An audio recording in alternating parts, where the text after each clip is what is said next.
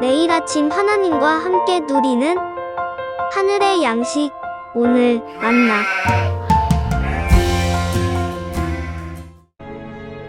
너는 마땅히 매년 토지 소산의 11조를 드릴 것이며 내 하나님 여호와 앞 곧 여호와께서 그의 이름을 두시려고 택하신 곳에서 내 곡식과 포도주와 기름의 11조를 먹으며 또 내 소와 양의 처음 난 것을 먹고 내 하나님 여호와 경외하기를 항상 배울 것이니라.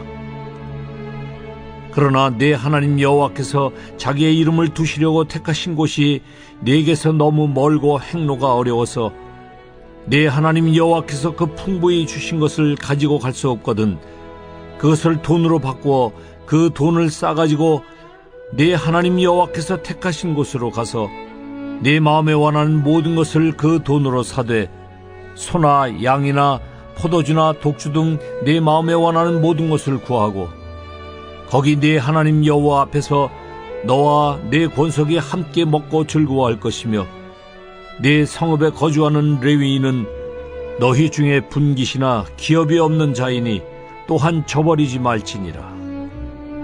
매 3년 끝에 그해 소산의 10분의 1을 다 내어 네 성읍에 저축하여 너희 중에 분깃이나 기업이 없는 레위인과 네 성중에 거류하는 객과 및 고아와 과부들이 와서 먹고 배부르게 하라.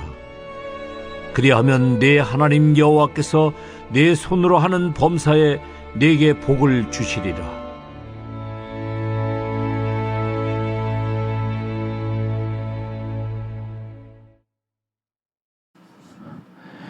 오늘 본문은 우리가 계속해서 묵상해온 신명기 앞부분의 맥락 속에서 읽어야 11조가 의무감에 머물지 않고 하나님의 말씀대로 마땅한 것으로 여길 수 있습니다. 신명기 10장을 보시면 십계명을 다시 주신 후에 하나님께서 요구하시는 것에 대한 이야기가 나오죠.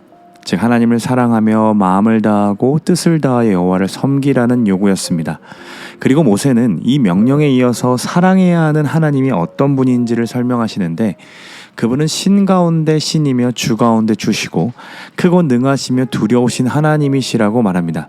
그리고 뒤이어 설명하는 것에 우리가 오늘 본문과 연관지어 주목해 볼 뿐인데 하나님은 고아와 과부를 위하여 정의를 행하시며 나그네를 사랑하여 그에게 떡과 옷을 주시는 분으로 이제 막 땅을 얻은 그들을 향해 너희도 하나님과 같이 나그네를 사랑하라고 명하고 있습니다. 왜냐하면 하나님께서 나그네였던 이스라엘을 구원하셨고 번성케 하셨기 때문입니다. 신명기 11장은 하나님이 행하신 큰일에 대해 이야기하며 그분이 주신 땅을 구체적으로 설명하는데 그들이 받게 되는 땅은 이집 땅과는 달리 하늘에서 내리는 비를 머금는 산들과 골짜기들의 땅으로 하나님께서 돌보시는 땅으로 소개하고 있습니다. 이스라엘 백성들은 여호와를 사랑하고 그분을 온 마음과 뜻을 다해 섬기면 하나님께서 때에 맞추어 이른 비와 늦은 비를 주시고 곡식과 포도주와 기름을 얻게 하실 것이며 가축을 위하여 풀이 나게 하고 배부르게 하실 것임을 약속하셨죠. 그리고 12장에서는 택하신 예배 처소에 대해 이야기하시며 아무 곳에 가서 예배하지 말고 오직 지파들에게 선택해 주신 한 곳에서만 예배하도록 하셨습니다. 그리고 이어서 우상 숭배를 금하고 정한 것과 부정한 것을 가르쳐 주심으로 이스라엘 백성들이 하나님이 주신 땅에서 거룩하게 구별된 존재로 살기를 바라셨죠. 그 맥락 속에 오늘 본문이 이어지는 겁니다. 너는 마땅히 매년 토지 소산의 11조를 드릴 것이며 무엇에 대한 이야기입니까? 우리의 마음을 굳게 하는 11조에 대한 이야기입니다. 이 11조의 이야기가 나올 때마다 이상하게 우리의 마음은 굳어집니다. 다른 말씀에는 굉장히 더디고 둔감하게 반응하는데 11조에 대한 말씀은 마음이 민감해지고 듣고 싶어 하지 않죠. 물론 저만 그럴 수 있는 이야기일지도 모르겠습니다. 그렇게 반응하는 이유를 생각해보면 어쩌면 신명기를 거꾸로 올라가듯 우리가 무엇이 정하고 부정한지를 모르기 때문이고 우리 안에 우상들이 득실거리기 때문일지도 모릅니다. 결국 그러한 마음 상태는 하나님이 주신 땅에서 하나님이 먹이신다는 것을 신뢰할 수 없게 하고 결국 이웃에 대한 사랑도 베풀지 못하고 하나님도 마음과 뜻을 다해 사랑할 수 없는 상태에 이르게 되는 거죠. 지금까지 우리가 아침마다 나누었던 말씀들이 사실은 총체적으로 묶여 있음을 볼 수 있습니다. 저는 오늘 여러분과 말씀 앞에 서서 그렇기 때문에 우리가 11조를 꼭 내야 합니다라는 말을 하고 싶지는 않습니다. 헌금은 은혜의 산물이지 구원의 요소이거나 의무적인 행위가 아니기 때문입니다. 즉 내가 받은 은혜를 알기 전까지는 헌금은 의무적인 산물이 될 수밖에 없습니다. 헌금은 11조는 은혜를 아는 사람, 하나님의 사랑을 아는 자만 할 수 있는 성도의 반응이기 때문이죠. 하나님도 모세를 통해 말씀하시며 11조에 대해 의무감을 강조하고 있진 않습니다. 어디서도 11조를 내지 않으면 성도가 아니고 구원받지 못한다라는 이야기는 없죠.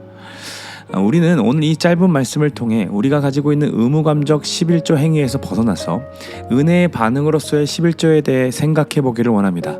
그리고 11조를 마땅히 드리라고 말씀하시는 하나님의 진짜 의도가 무엇인지 오늘 말씀을 통해 알아가기를 원합니다.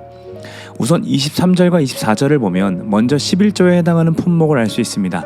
곡식과 기름과 새 포도주, 소와 양 가운데 처음 난 것을 하나님께 드려야 하고 선택하시는 그 장소 곧 하나님이 정하신 예배하라고 정해주신 처소에 가서 드려야 합니다. 혹 성소까지 가는 길이 멀어서 재물이 상하게 되는 우려가 있다면 돈으로 바꾸어 그 돈을 싸가지고 성소 근처에서 소나 양이나 포도주나 독주 등을 사서 드리라고 하셨죠.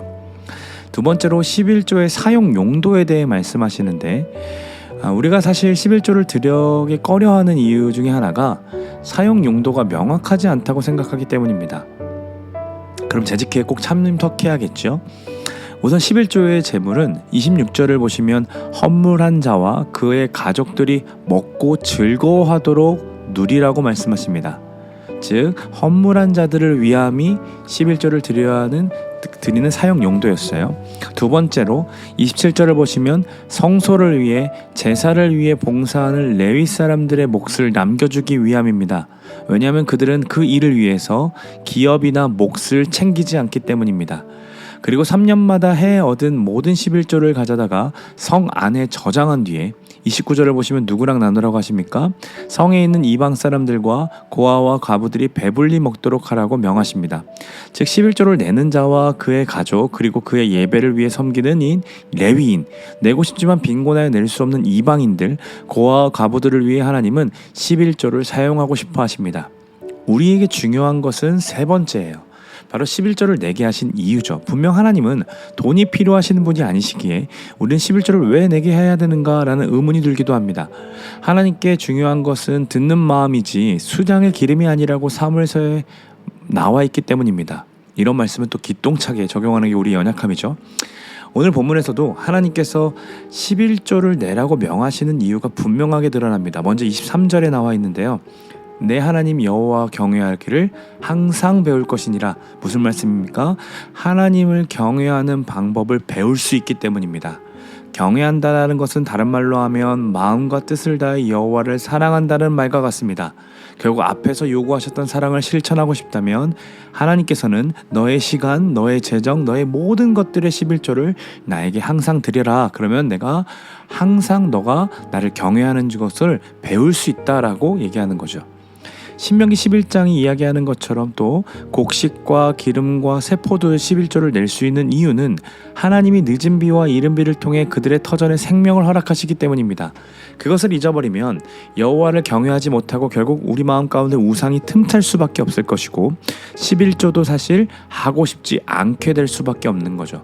다시 말하면 우리가 누리고 있는 모든 것이 하나님으로부터 왔다는 것을 알게 하시기 위해 하나님이 주셨다라는 것을 고백하게 하시기 위해 하나님은 11조를 요구하십니다.